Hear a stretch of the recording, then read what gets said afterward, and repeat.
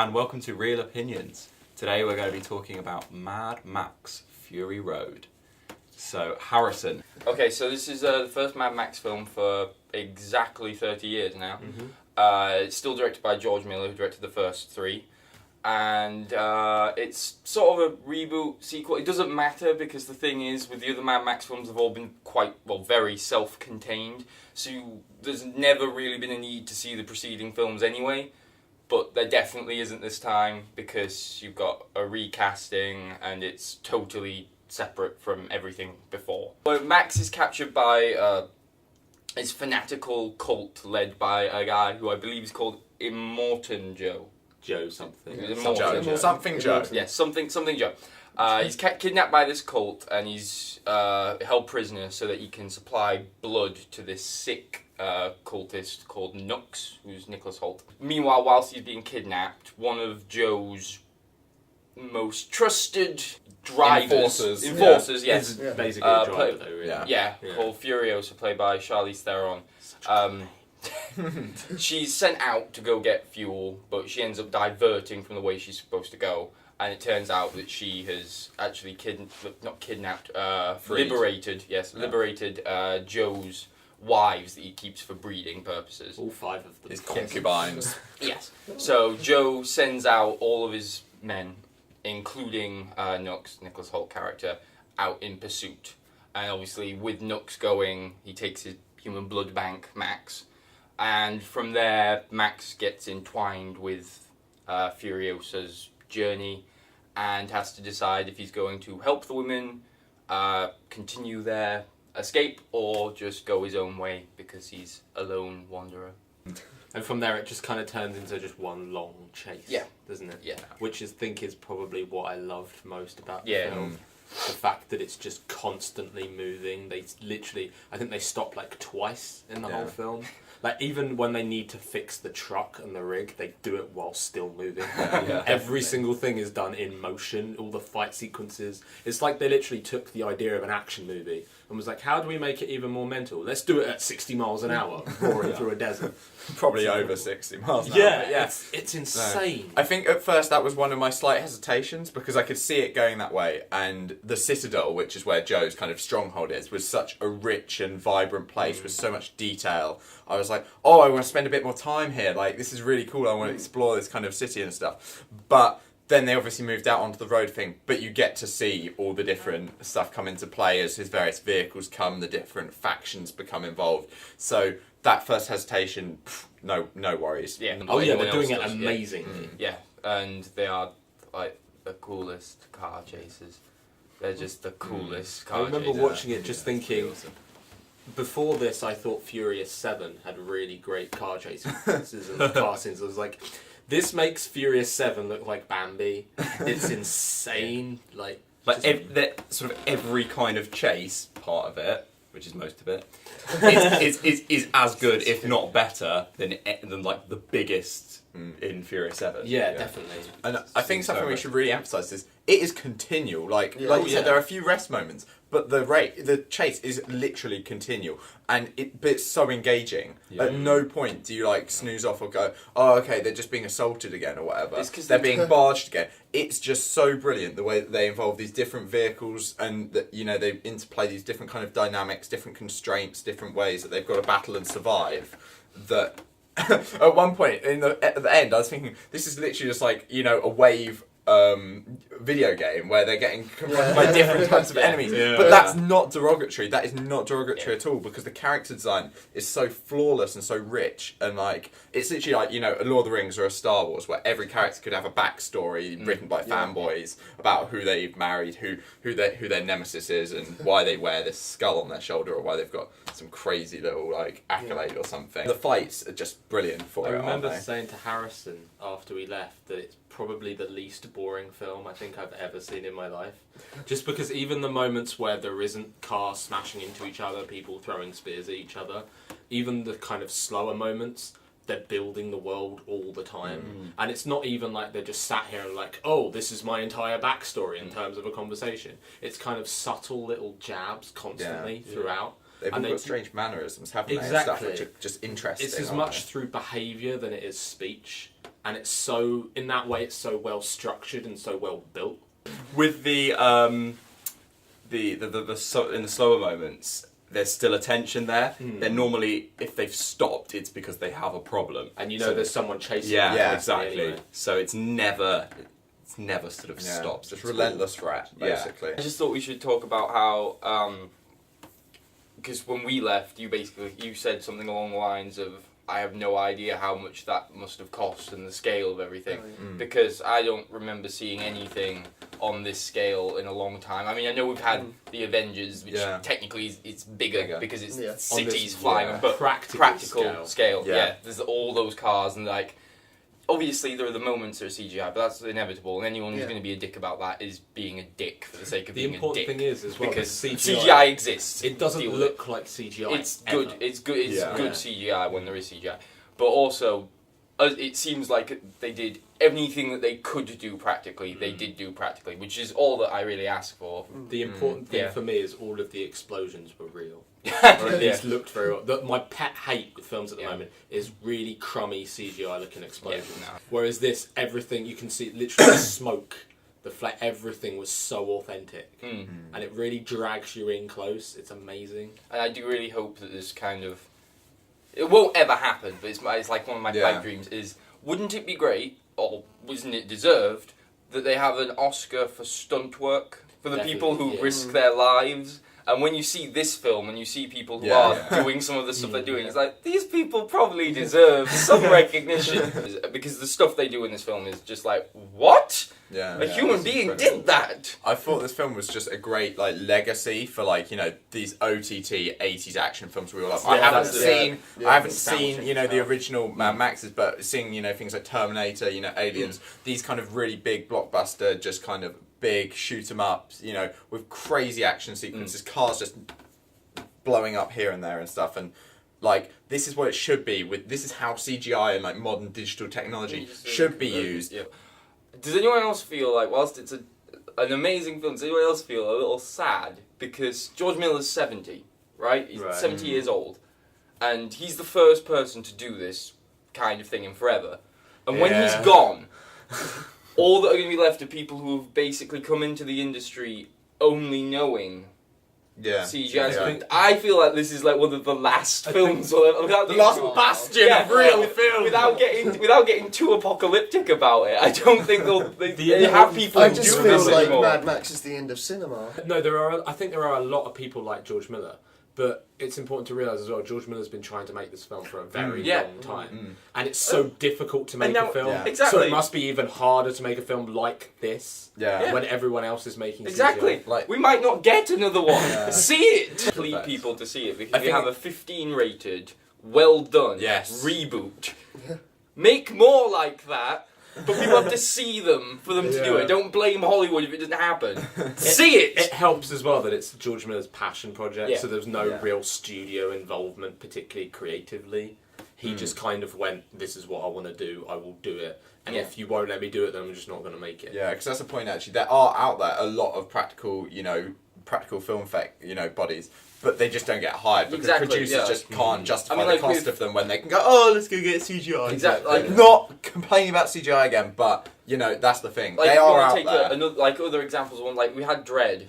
What if this is another Dredd? We need this to be successful. Just going back to the old reboot thing, it feels like an 80s film rebooted because not only because of the practical effects and everything like that, but the old techniques used, like the fast forwarding, which they use quite a lot. You notice it kind of in the trailer, but they use it a lot in the film, and it just helps that with beginning the kind of chase.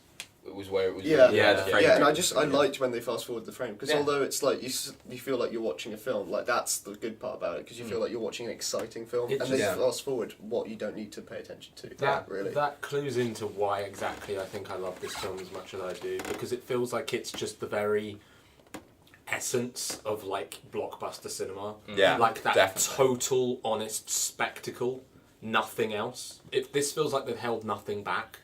Like they've not gone, oh, we'll save that for the sequel. I was never just like, oh, they're saving something for the sequel. Yeah, no, neither it just did I, feels no, like they've just gone at it. Well, actually, and it's all the so way through, I was like, self-contained. well, after that car chase, I don't really know where we're going to go. And then they went, Yeah. pole vaulting and Guitar Man Yeah. with chainsaws. I went, Guitar love Man the was multi my people. least The favourite multi thing people. about the film. I loved the Guitar It's Man. so over the top. Guitar and I Man was the embrace best that. part. So I want to say the big bad Joe, like for once, he was good. He was Yeah. threatening. He was Definitely. brilliant. Just Yeah. ferocious, terrifying at times as well. This guy, and just sick. I think just as much though, it's Joe's kind of army. What do they call them? The War Boys. War Boys. That Nicholas Hoult is part of, and eventually kind of separates from. They're just so well designed. Yeah, they are. And just the whole idea of them being martyrs and the whole Valhalla kind of And when they chrome suicidal up, thing, like yeah. rather than tying, the bandana, they Yeah. spray It's- chrome all it's over their such- mouth. It's the detail of it that's so great. Just the fact that someone, and it's not like it's rammed down your throat. You just pick it up as the film goes on because that's just their natural behaviour. But then we come to the importance of matriarchy. Matriarchy is so important in the film, I think. Because Because James introduces a thing on feminism, we know something's up. So they've run out of water and they're drinking mother's milk, aren't they, instead of water. Charlize Theron, obviously, she's like a powerful woman. And without wishing to put any spoilers in, but like their drive, their drive is inspired by women and the That's green what place and Mother Nature. Matriarchy, Mother Nature, the Earth, the planet, Jesus. While we're on this though, in terms of feminism, it feels like it is relatively feminist, but not in the sense that look at us, we're so feminist. Yeah. It's just Yeah. it just so happens that the female characters Yeah, are as yeah, strong yeah. as the male characters, and they just get on with it. Yeah. Yeah. Which It's is how what it should feminism be. is all about. Yeah, exactly. It's about equality rather than just look how great women are. We're better than all the men. Exactly. It's all about just, and Furiosa is just part. She's like Max's equal. Yeah. Yeah. I think it's just the idea that they're the product of the world. Like, it's not Yeah, the fact that, exactly. they're women in this tough world. Like, The everyone's in a gender tough doesn't world. really and- separate yeah. them. Yeah. Yeah. Tom Hardy is Max. Yes. That is a thing. And he is really great. He is. Right. consistently looks badass throughout it, doesn't he? Like when he gets back his like shoulder with the kind of epaulette thing, like that. Yeah, that's when he pretty put the cool. That jacket moment on. when he gets his jacket back. And the hero shot at the start, I absolutely love, where he stood on this Yeah. bridge and he's got the interceptor next to him, and he's just like, "Here they come again." As much And as I so love eat the film lizards. as well, I think that Max wasn't necessarily like a major a part of it. Like I wouldn't even really call him the main character. A lot of people have said that, and I would say no, he was. I understand why people think, Yeah. or why some people are saying it's Furiosa that's the main character. And Well, I Max wouldn't is even there. call her. I But wouldn't say there is a main character really. I would. I would I feel say like it's Max like a is- trident between her, Furiosa, and Nux. Yeah. I Because think she's when a I think big of main supporting characters- character, but I think he's the main character. I think it's down to character journeys. Max doesn't. Max never had. He doesn't necessarily. I know, but that he doesn't. Like the journey of the film is very much Furiosa and very much Nux. Yeah. I think Max just kind of jumps into the narrative, helps out, and then jumps Yeah. out again. It's like the catalyst I would for say it. it's Yeah. a narrative. But I think that's Yeah, what Max he is does, all yeah, about. I think I would say that's because he- it's redemption. Yeah, That's, I guess so. and Yeah, that's, that's the, a good point. literally Yeah, the point of It's at less the end is obvious, that they've though. both got the same plot. yeah. yeah. You could argue that he has got the B narrative, like I wouldn't even call I it B. I just call it level. yeah. I just say that it's less both priority. of them. Yeah. I don't know. I But just I'm think not that Max saying that's has a bad thing. Always has sort of been quite enigmatic and has just sort Yeah, of exactly. been there. Tom Hardy was kind of. I couldn't tell if he was trying to be Australian. I don't know what voice Oh, is, but I really yeah. like it. At Yeah. times, it felt a little bit Baney. I did, yeah. As well. I Yeah. liked whatever it was. I don't liked know what it, is. yeah, Yeah. but it was strange. I think it was partially that kind of thing you were saying, Jack, about them being products of the world. The fact that he's got Yeah. lots of different little Yeah, things because it's that's a good point. post-apocalyptic world. There are all these weird, societies and cults, like you say, that have arisen. They've got like amalgamations of different things. so textured. like, and, yeah, exactly. It's really good. They're like pastiche. They're just kind of weird and created from other things. And like, Kind of like Blade Runner. yeah, one thing I really liked about it, actually, we haven't touched on, is like I know it's existed before from George Miller with the previous films, but it's a post-apocalyptic world that just feels so fresh. It's so rich. Well, it's new parts of it as well. But also in the way it's like presented as well. Like so many just go into the drab, kind of dark, desaturated kind of presentation. This one's so colourful. Yeah, I like it. It just jumps off the even when jumps it's off like the screen. nighttime, it's very blue. It's blue. It's very blue. Yeah, it shifts exactly. between orange and blue the whole time. So that's normally like the sign of when they do night really badly in TV I know, shows and stuff like that. But it works in this film. So do people want to Ratings? Venger rating? Who wants Venger? Venger. Yeah, do you want to Venger rating? I will Venger my rating. I am going for the full-on 10 out of 10, which I didn't think I would say for a while, because I think other than like Oscar movies and stuff, this has been my first full-on 10 of the year. In terms of the texture and the kind of the whole majesty of it all, the grand scale of it, how well it was made in such a kind of cleverly, it was so operatic and so theatrical and everything that a blockbuster film should be. And the whole time I was questioning why more films aren't like this. And the whole time I was like, this is kind of the sort of film that makes everyone in the film industry remember why they're in the industry. Sorry, I've just been, the whole time you've been talking, I've been like one of those people in church going, Amen. Hey, glory. Hallelujah. I feel like I'm gushing a little bit, but it's just, it's so, I could not find a thing wrong with this film, and I cannot wait to go and see it again. And like we said before as well, this is probably the most excited I've been for a Blu-ray release. Because I can't wait to see the special features and how the hell they made this thing, because it's so mad and mental. Like I said, 3-minute featurette and interactive. Everyone was great. Dolby 5.1 surround. Okay, right, I'm going to go 8 out of 10. Which, you know, for you guys, you know, that's quite generous of me to give a blockbuster an 8 out of 10. I went into it really not into the whole, like, gothic, steampunky stuff. But I think after about 10, 15 minutes, you just forget about it and you get so immersed in it all that you just don't care. And it doesn't have any pretenses. It knows how silly it is in places. And I think that really works in its favour. It's not just that it knows, I think it is plays on it's it, consciously trying to one-up completely. itself. And That's a really good way of saying it, actually, because it feels like the whole way it's just playing chicken with itself. Yeah. This is like, well, I've just blown up a tanker. Yeah, well, I've just Chainsaw Man shot fire out of a guitar. My rating for this one, I'm actually seriously tempted by the promise of 10. I'm gonna give it a 9. But just know this. I'm tempted. I'm very. I know this Chris now. is tempted, everyone. Yeah, Sound the tempted alarm. to dish out a 10. 10. But no, I'm giving this one a 9. Like I've said, I just love the detail and the richness in the world. And like, just know this. Mark my words. You were close, George Miller. Close. You almost had me. You almost had me right in your palm. But not quite.